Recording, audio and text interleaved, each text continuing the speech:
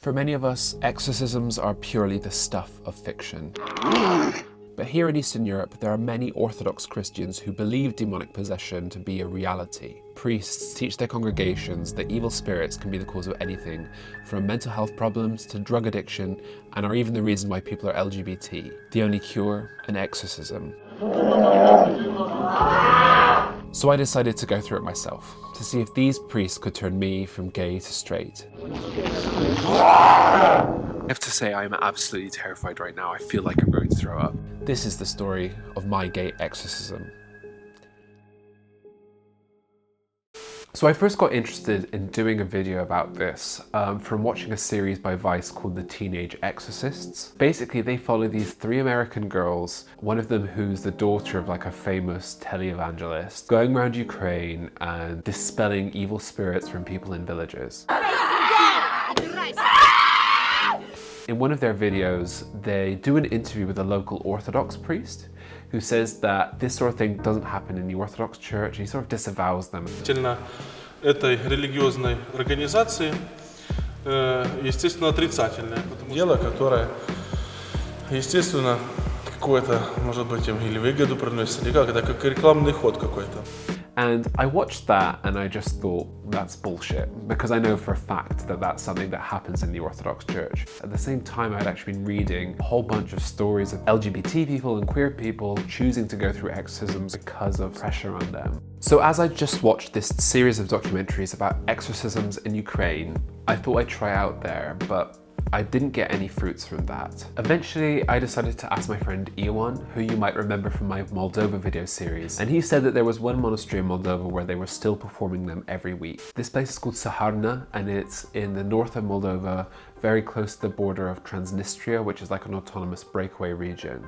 I thought it's probably my best bet, so I got him to ring them up and see if it was possible. He told them that he had a friend who was gay and asked if they could do anything about it. And they said yes, they could cure me. I asked him if he had found out what they were going to do to me during the ceremony, and he said the only thing they told him is that they were going to use a knife.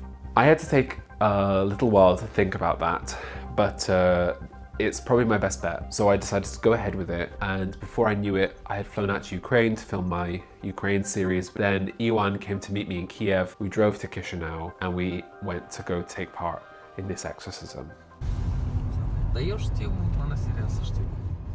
We set out from Iwan's place about 8:30 because the exorcisms happen at midnight. We met a bunch of his friends in a car park, and I fitted them with these spy cameras I'd ordered from the US, and we drove an hour and a half north out into the mountain, and when we arrived, it was even worse than I had expected.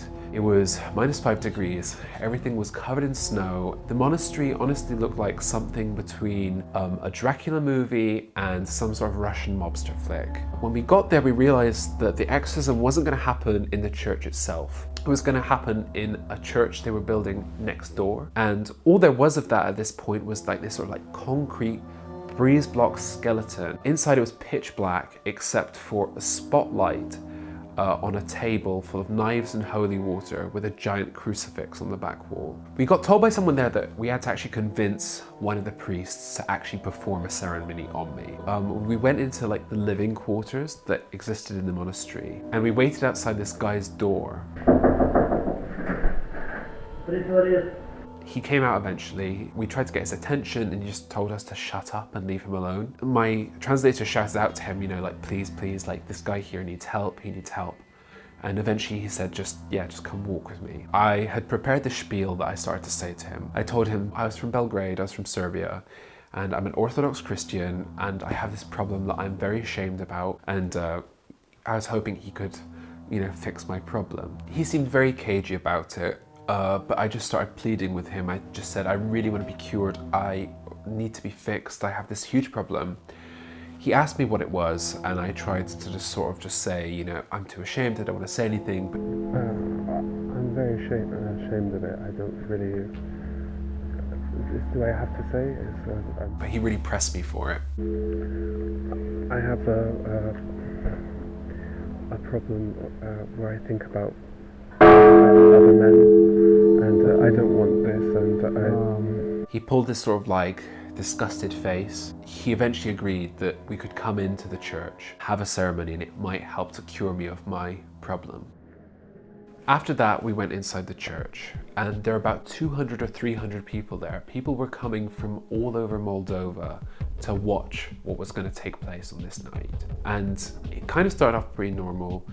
There was chanting and incense, and as things started to get going, I heard like a woman whimpering behind me, like making this noise like she was in pain. When I turned around, she just started screaming from the pit of her stomach.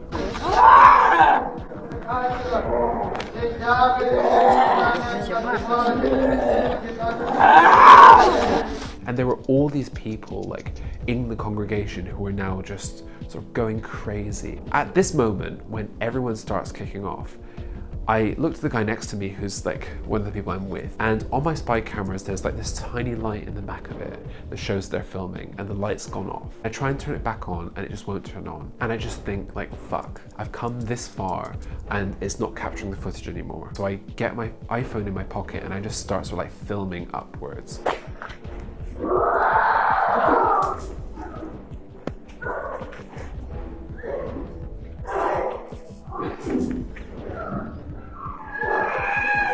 Eventually, I hear some people sort of speaking in like an agitated tone behind me. I turn around and these guys are pointing at me and they've seen that I'm filming.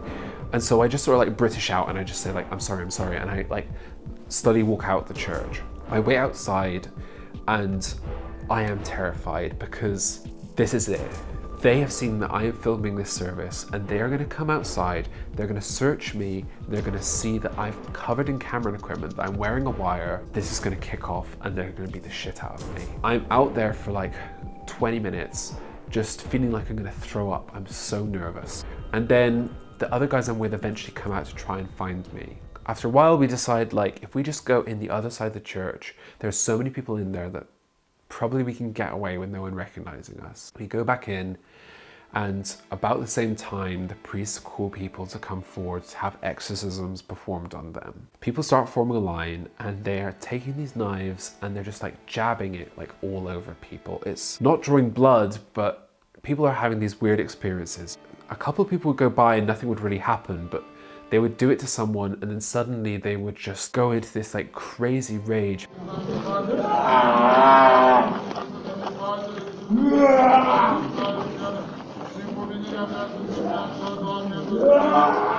And they're working their way down the line, and eventually the guy comes up to me and he asks me for money there and then. He won't perform the ceremony until I put money into his hand. I put the money in his hand, he takes this knife and he starts like jabbing me all over my face, all over my torso. In that moment, I really have no idea what's going to happen. He finishes the ceremony and I feel nothing. I don't feel any different. And he sees that. And I look at him and he just says to me that they couldn't find the demon inside of me and that I'd have to come back again and have the ceremony performed again. What did I take away from this experience? For a start, I am an Orthodox Christian, and I didn't come into this to try and mock or disrespect the church. But what I will say from taking part in this is I am absolutely convinced that what they're doing at the monastery in Saharna in Moldova is a scam to make money. When we were in the living quarters of the monks, we went into a wrong room. When we went into that room, there was this group of about 5 women speaking to one of the monks, and we got ushered out of there very quickly. Those women were some of the women who were having these spiritual experiences at the very beginning of the service. And I'm certain that they were being prepped in that room to then sort of put on this performance so all the people coming to this church, who were all giving money as well, would get the show that they had paid for. What's more important than that for me is that it was much more than those women there who were having experience. The people who are prescribed to go through these sorts of exorcisms are usually people with mental health problems, drug addicts, victims of abuse. And these people are being taken by these priests and monks and shamed in public and made a spectacle of, so people will then pay money for it. And I think no matter what sort of walk of life you come from, whether you're Orthodox or not, that shouldn't be okay. As for LGBT people in particular, I can't help but think of the very vulnerable people who go to these kinds of ceremonies and are made to truly believe that they're possessed by a demon, that they're evil, that they're sick and twisted. For some of those vulnerable people, this is as bad as a death sentence. This is the kind of thing that could really push someone over the edge. And yes, it happens in Eastern Europe and it happens in the Orthodox Church, but it also happens in other Christian denominations and it happens all across the world. And I think it's something we should think about as Christians and as a society if this is something we want to tolerate.